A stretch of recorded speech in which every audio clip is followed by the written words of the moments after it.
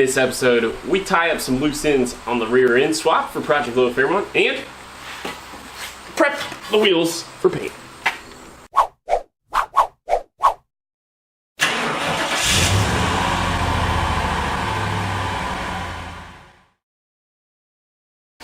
Welcome to the channel. My name is Grant Tommy. This is Straight Six Fan, where I like to focus on budget-minded, relatable, creative builds. Well, something I like to call offbeat hot rodding. And of course, we continue on this offbeat hot rod, Project Fairmont. And today's going to be probably a day of miscellany. It's a wet one outside, so we're trying to stay dry here in the garage. And the goal is going to be to try to get two of my wheels to look like the other two. Earlier this week, was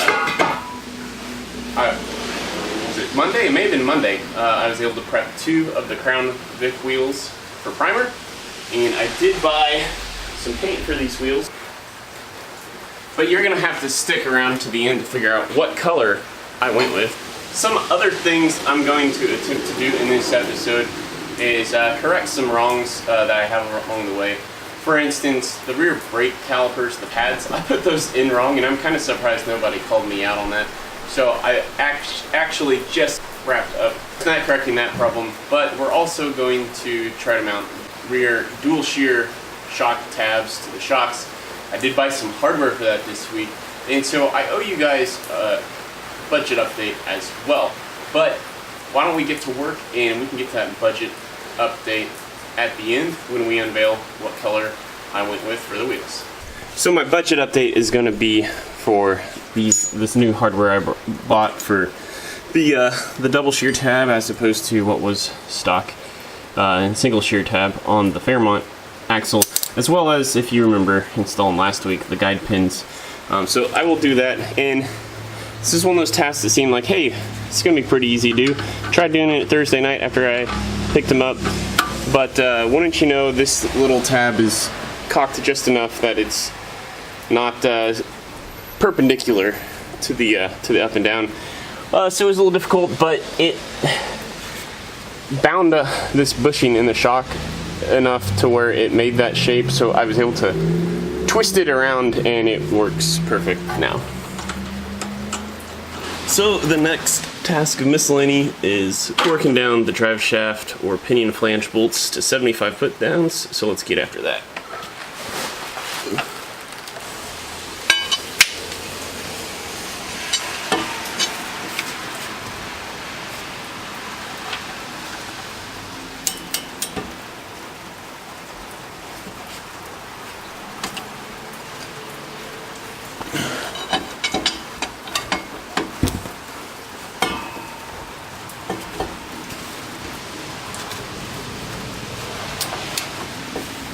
So between last week and this week, I'm getting some things crossed off the old to-do list.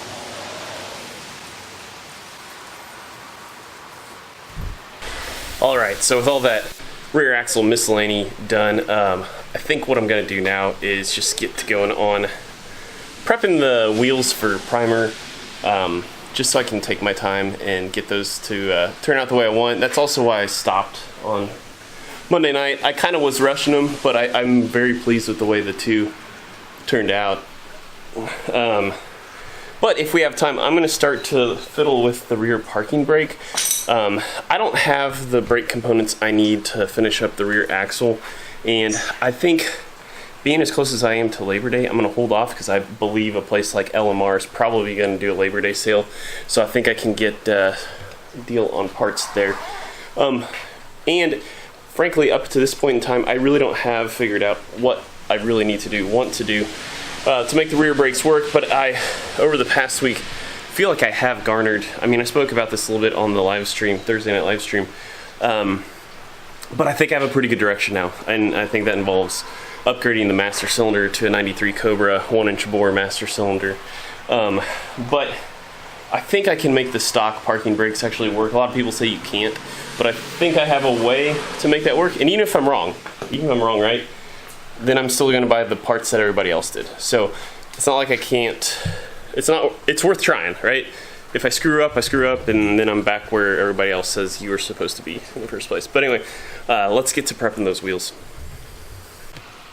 I should have probably taken better before and now after clips of these wheels, but the reason why I went 2 and 2, one, it was time, like I mentioned, but 2 of them were mostly black with a little rust, and then as you can see the other 2 were mostly rust with a little black, or in this case like a seafoam green. Now I have sanded on both these other 2 over the week, and I got them pretty close to where I want them, but I'm going to hit them with muriatic acid here in a second.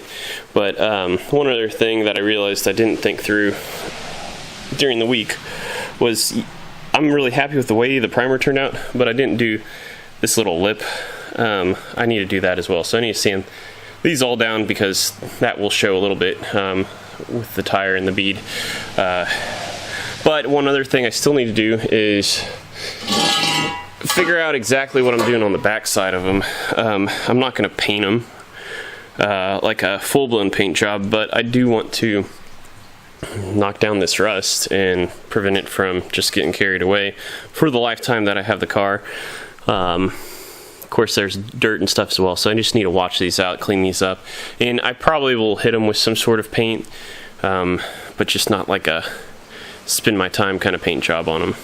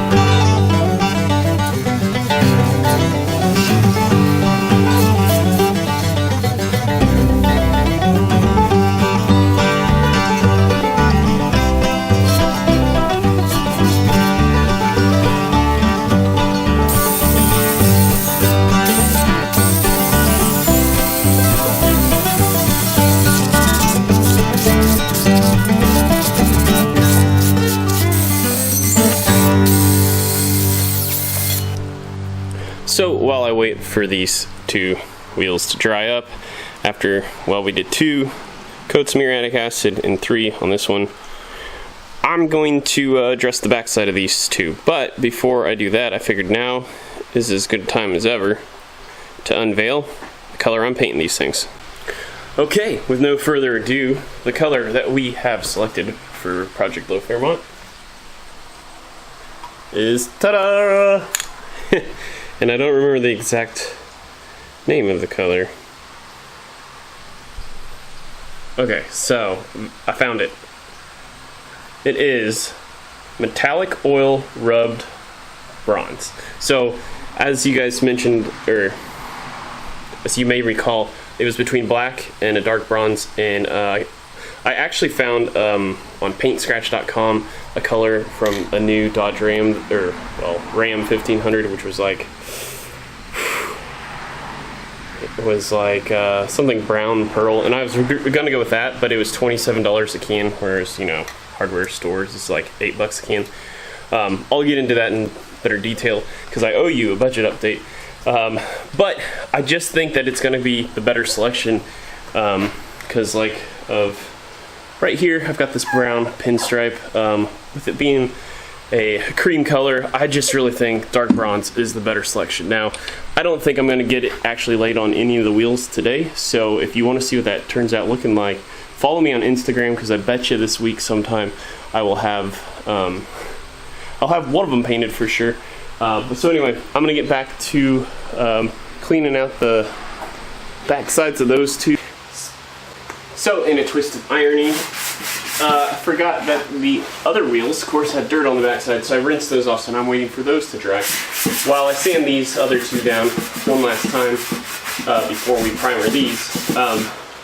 Now, you know, part of this whole project is to learn lessons and figure out, you know, when it comes time for me to build the car for keeps, how I should approach things. And, you know, this is on a budget, so that's obviously guiding me in certain ways of what to do. And so, to reflect on all the effort I've done, because as you can see, this wheel still isn't perfect, there's still some surface rust, and I'm probably not going to eliminate 100%.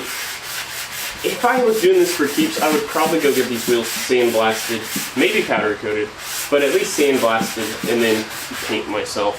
So keep that in mind. This has been the better part of probably almost 2 hours now working on these two wheels, and like I said, they're not exactly to where I want them, but I'm going to live with it and get some primer on them here in a little bit. But, you know, we talked about it being a budget build, so speaking of budget, I mentioned earlier in the episode, I was going to bring you up to speed on where we're at. So we talked about the caliper guide pins, and we talked about the new shocks bolt that we had to buy to use the double shear tab, and of course paint for the wheels.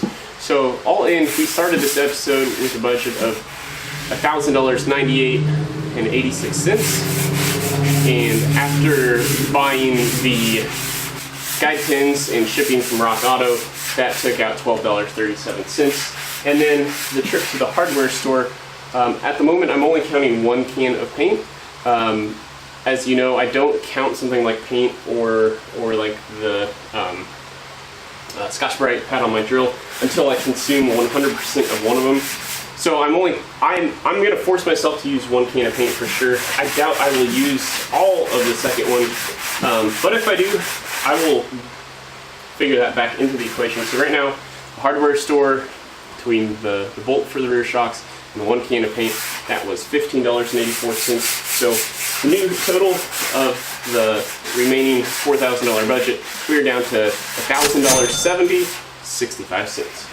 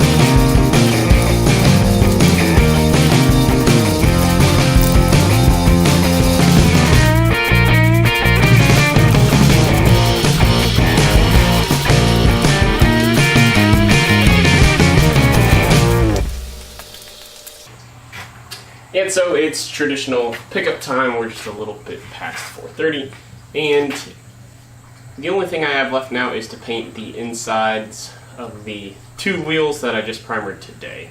And otherwise they're ready for a top coat. Again, I'm hoping that's something I can get done over the next week. Don't have to wait till next Sunday. It is Labor Day weekend next week, and as I mentioned, because I'm probably going to anticipate a sale from LMR to pick up the parts I need for the brake conversion, I may get started on the front 5-leg swap, so we'll see about that. But anyway, guys, thanks for watching. Wanted to remind you, a great way to support my channel is just like as I'm supporting Monkey Fab Garage by wearing one of his shirts and one of my videos, you can pick up your very own straight 6-man Pistons tee. And you know what? For the next 2 weeks, those shirts are on sale. Not just the straight 6-man Pistons tee, but the 30, 60, 198 tee as well. So again, both shirts are on sale. They're over $2 cheaper than what they normally are. That's about all I can really control cost-wise. Is I could have made them even cheaper, but I figured you know, gotta stop somewhere, right? So anyway, from now and this week, this sale's been going on for about a week now. But it actually goes until Monday, September 9th. So go to the link in the description below to my Spreadshirt store and go pick up one of your very own t-shirts if you would like. Otherwise, just like, comment, share, or subscribe to the channel. I don't care which one you do as long as you do one. Until next time.